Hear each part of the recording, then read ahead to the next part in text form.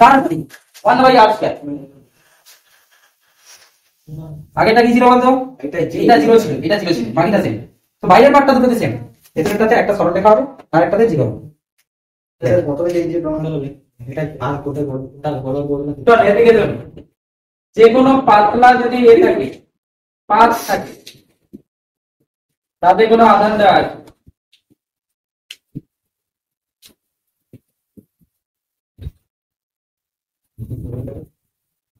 যে কোনো পাতলা পাত, ঠিক, তাতে আধান দেওয়া আছে।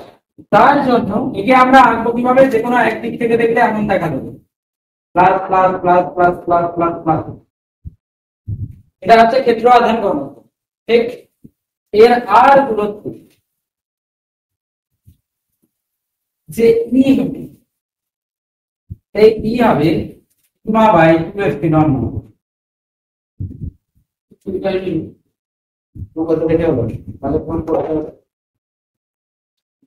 দেখ তোরা নিজেরা করবি, বাড়িতে গিয়ে করে নেবি, বাড়িতে গিয়ে করবি। কি করবি? এরকম হোল নিবি, হোল ঢোল,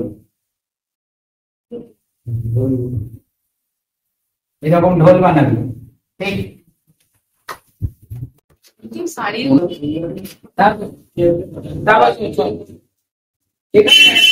এখানে একটা জিনিস শিখে রাখ, যদি একটাই আধান ঘনত্বের তল থাকে, একটাই তল থাকে, একটা তলের জন্য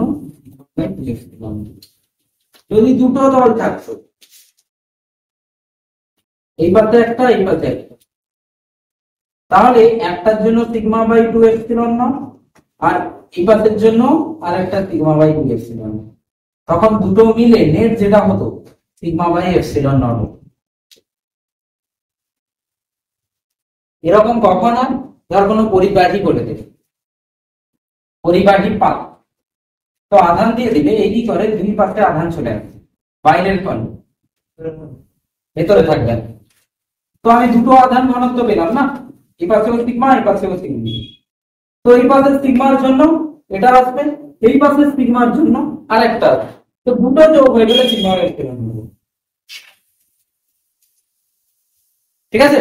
পুরো ডেরিভেশনে চেঞ্জ হবে কোথায় বলতো? কিউ ইন এর জায়গায় সিগমা ইনটু এ, দুটো এরিয়া চলে আসবে, 2 ইনটু 2 সিগমা ইনটু এ হয়ে যাবে, তো 2 কেটে যাবে, দিলে ওটা চলে।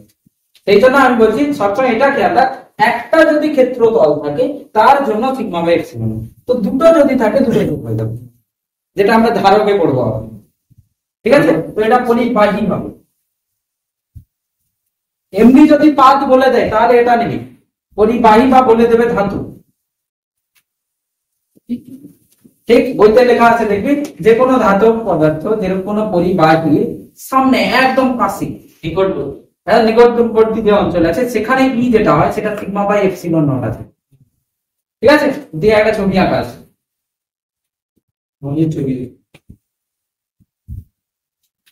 ছবি আঁকা আছে, দিয়ে ই লেখা আছে সিগমা বাই 2 এপসিলন। তো পরিবাহীর কাছাকাছি কি হয়? Sigma by epsilon nought. বোঝা গেছে? তো একটা জিনিস এখান থেকে বুঝলাম, এটা সবসময় ধ্রুবকই হচ্ছে,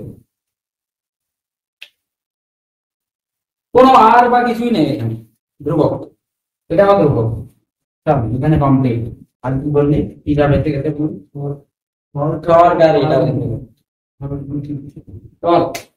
ধ্রুবক হয়েছে বলে। ও আচ্ছা, না বড়া বৈদ্যুতিক সামর্থ্য ওটা তো বড়া বৈদ্যুতিক ধারকের সামর্থ্য ওই বড়টা পড়ে ধারকের সময় লাগে আর মেরুবর্তিতা পোলারাইজেশন।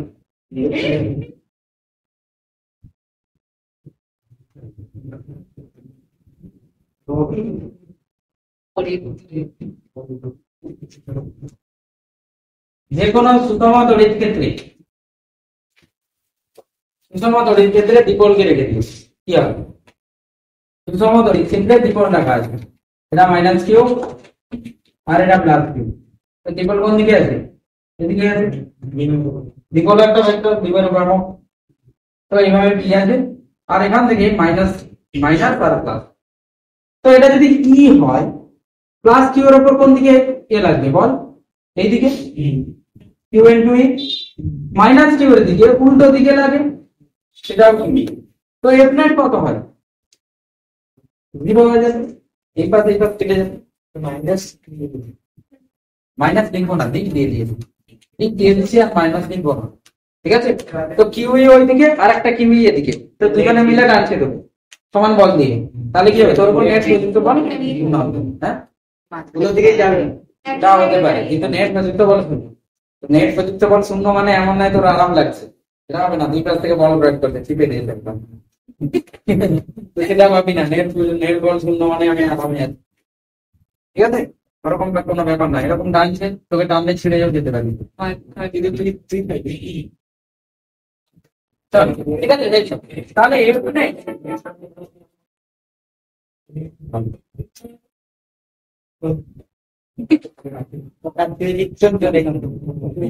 তো তাহলে দিকমেরু নামককে যদি সুষম এতে রেখে দেওয়া হয় তড়িৎ ক্ষেত্রে, তার উপর নেট প্রযুক্ত বল শূন্য হয়, এটা এমসিকিউ জিজ্ঞেস করে, এফ নেট শূন্য।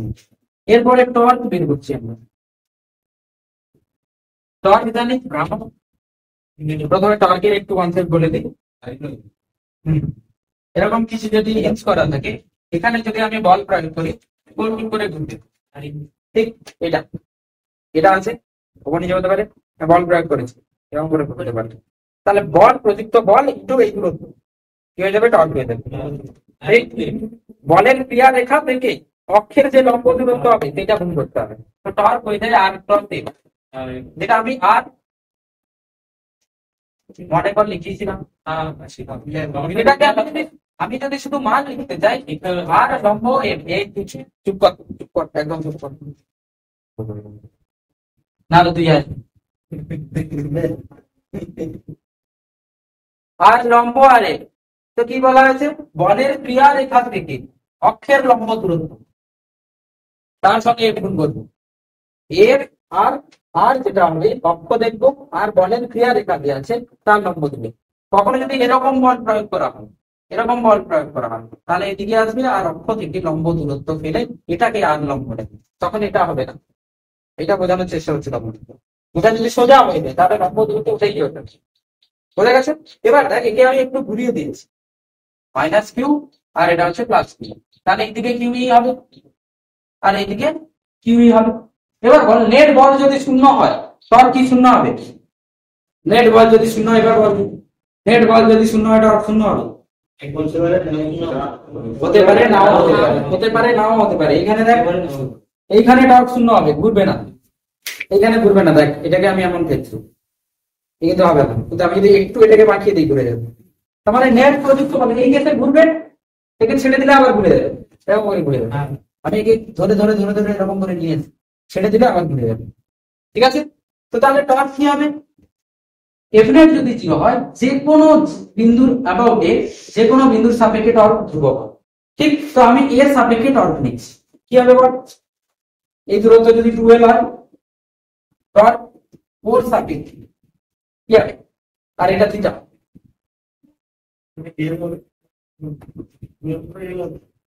এটা অক্ষ, এই অক্ষ থেকে লম্ব দূরত্ব চাই, তার মানে কিউ কি আর লম্ব দূরত্ব, এখন এর যদি এটা হয়, এটা এল সাইন থিটা, তাহলে এল সাইন থিটা, ঠিক। একজন ঘোরাচ্ছে আর একজন ঘোরাচ্ছে, বলেছিলাম না দুটো গরুকে বেঁধে দিলি, এটা এটা দুটো গরুকে বেঁধে দিলেই তাহলে দুজনে টর্ক কি হবে, কেউ ওই দিকে ঘোরাচ্ছে কেউ এই দিকে ঘোরাচ্ছে, তাহলে দুজনের টর্ক যোগ হয়ে যাবে। তো আরেকটা কিউকি আরেকটা কিউবি আর এই লম্ব দূরত্ব, সেই লম্ব দূরত্ব এল সাইন থিটা হবে। তো এফ এর ক্রিয়া রেখা তার থেকে লম্ব দূরত্ব, তো আবার একটা এল সাইন থিটা হবে, ঠিক। তাহলে হবে 2QE L sin থিটা, ঠিক। কিউ ইন্টু 2L কি হবে, পি হবে, আর ই হবে সাথে সাইন থিটা, এটাই হবে টর্ক। এবার কথা হচ্ছে, দাঁড়া এবার কথা হচ্ছে যে টর্ককে আমি পি ক্রস ই লিখতে পারি নাকি ই ক্রস ই লিখতে পারি, কারণ সাইন থিটা আছে, পি ক্রস ই কে তুললেও পি সাইন থিটা হবে, একে তুলে ফেললেও ই পি সাইন থিটা হবে। তো হয় এটা হবে, নাহলে এটা হবে, কোনটা হতে পারে? আমি ঘোরাচ্ছি কোন দিকে, এদিকে ঘোরাচ্ছি, ছেড়ে দিলে ঘুরবে কোন দিকে, এইদিকে, তাহলে ভেতর দিকে আছে, এ ঘুরবে এইদিকে ছেড়ে দিকে, তাহলে ভেতর দিকে, এবার বল পি কোন দিকে আছে, পি তো মাইনাস পি থেকে প্লাস পি করে দিকে হয়। ই কোন দিকে আছে, এইদিকে। পি থেকে ইতে গেলে নিচের দিকে হচ্ছে, নাকি ই থেকে পিতে গেলে নিচের দিকে হচ্ছে? পি থেকে ইতে গেলে পি ক্রস, ঠিক আছে। তো ডট হয়ে যাবে পি ক্রস। এবার বললাম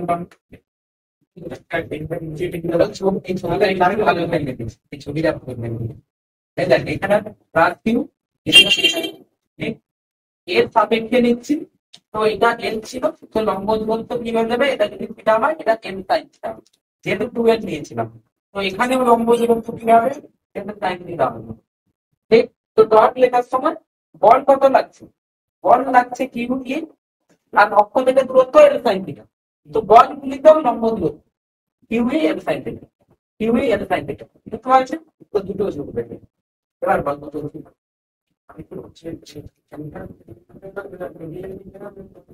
পাঁচে না ধরে তুই যে কোনো একটা ধরে করে নিতে পারতিস, যে কোনো একটা ধরে এখানে নিয়ে করে নিতে পারিস। 2l sin থিটা ডাইরেক্ট চলে আসবে, সেটা করলে হবে। ও যেটা বলছে অঙ্ক যেটা বলছে সেটা লোক ভালো করে। তো মেইন কথা হচ্ছে সব কিছু তুলে দেবে, এটা করবে না। পি ক্রস দিয়ে ম্যাচ ফর্মুলা এটা না, তো ডট সমান পি ক্রস দিয়ে হবে, পি sin থিটা। ডটের দিক ভেতর দিকে ছেড়ে দিলে যেদিকে ঘুরবে। তো ডট যদি এরকম হয় পি ডট ই, তাহলে এর মান কি হবে, পি ই সাইন থিটা।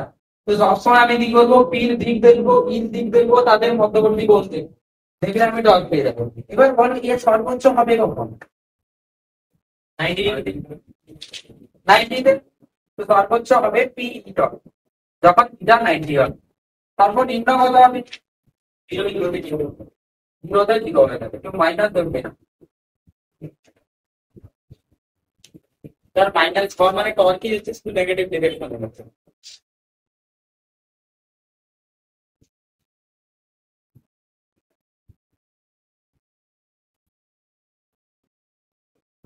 তারপর একটা ফর্মুলা মনে রাখতে হবে, পি ডট ইজ ইকুয়াল শক্তি, সঞ্চিত শক্তি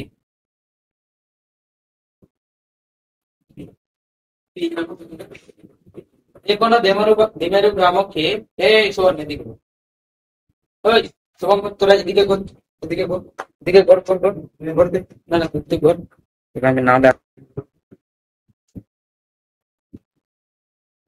চল এদিকে এদিকে, যদি কোনো একে মানে কি বলে দ্বিমেরু ভ্রামককে, এরকম পি আছে আর এদিকে কিছু আছে, তড়িৎ ক্ষেত্রে আমি কি রেখেছি, দ্বিবলকে রেখে দিয়েছি। একটা তড়িৎ ক্ষেত্র আছে, সেখানেই আমি একটা দ্বিবল রেখে দিয়েছি, এইদিকে আছে। তো এটা মাইনাস কিউ আর এটা প্লাস কিউ। ঠিক। এটা যদি আমাকে ঘোরাতে হয়, ঘুরিয়ে ছেড়ে দিলাম আবার চলে এলো, ঘুরিয়ে ছেড়ে দিলাম আবার চলে এলো, দেখো। ঠিক। এরকম হতেই পারে। তাহলে একে ঘোরানোর জন্য আমাকে কিছু অফ করতে হবে, কাজে করতে হবে। তো একে যখন আমি ঘোরাচ্ছি তখন কি হবে, একটা শক্তি সঞ্চয়, স্থিতিশক্তি। এটা কি হবে, দ্বিমেরুর সঞ্চিত শক্তি হচ্ছে। এরকম আমি একে উপর দিকে তুলে একটা শক্তি সঞ্চয় হচ্ছে, সেম এখানে একটা শক্তি সঞ্চয় হবে। ধরে না একে আমি ঘুরিয়েছি থিটা, ঠিক আছে। তো এই থিটাতে যে শক্তি হবে সেটা হয়ে যাবে minus P E over D, এটা হয়ে যাবে minus P E cos theta. Minus সেটা ডেরিভেশন থেকে আসবে।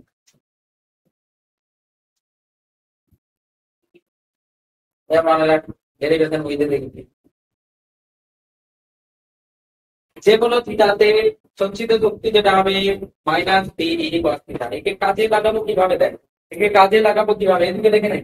ধর আমাকে কেউ এসে বললো, সে আমাকে বলে যে যা 1 থেকে থিটা 2 তে একটা দ্বিমেরু ডাইপোলকে বা দ্বিপলকে ঘোরাও, ঠিক। কত কার্য করতে হবে, এ থেকে থিটা 1 থেকে থিটা 2 তে দ্বিপলকে নিয়ে যেতে কত কার্য করতে হবে। তো এখানে আমি u1 লিখবো, u2 লিখবো, কৃতকার্য কি হয় u2 মাইনাস u1, আগেই পড়েছি কার্য শক্তিতে, যে স্থিতিশক্তির পরিবর্তন কি হয়ে যাবে, বহিস্থ এজেন্ট দ্বারা কার্য। তো u2 পর্যন্ত নিয়ে যেতে কার্য হয়ে যাবে u2 মাইনাস u1। তো u2 কি হবে, minus P cos theta 2 u1 কত হবে মাইনাস পি cos থিটা 1 দিয়ে এখান থেকে যেটা আসবে পি না এটা হবে না এটা তো এখানে এইরকম কোশ্চেন দেবে যে 30 থেকে 60 নিয়ে নিতে কত কাটতে করতে হবে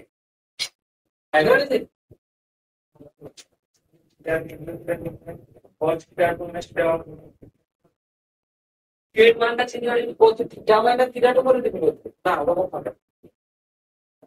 ওরকম হবে না কারণ কি ইন্টিগ্রেশন করে এটা আসছে ও বলছে যে আমি থিটা টু থেকে থিটা ওয়ান মাইনাস করে দিলাম theta two minus theta one দিয়ে আমি বসিয়ে দিলাম ও বলছে তাহলে আমি এটা লিখবো তো এটা লিখবি বলছিস তো এটা হবে না পুরোটা থিটার মাইনাস হচ্ছে থিটার মাইনাস হচ্ছে না বুঝলি ভালো কথা বলছি মনে রাখবে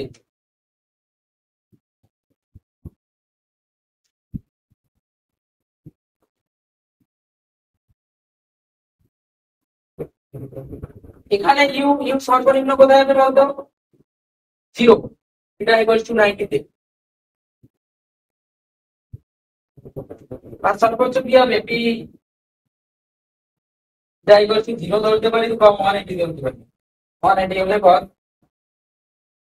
180